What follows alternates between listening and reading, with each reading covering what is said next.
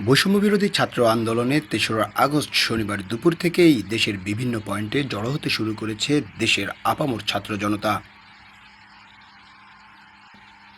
ছাত্রদের ডাকে একাত্মতা পোষণ করেছে দেশের হাজার হাজার গণমানুষ। এ যেন এক মানুষের ঢেউ, মানুষের জোয়ার।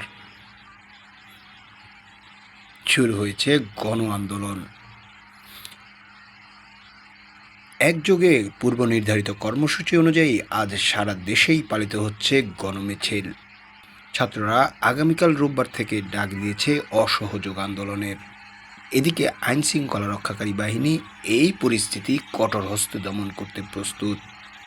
তাহলে কোথায় যাচ্ছে দেশ, কোথায় যাচ্ছে দেশের রাজনীতি, আর কোথায় যাচ্ছে ছাত্রদের ভবিষ্যৎ?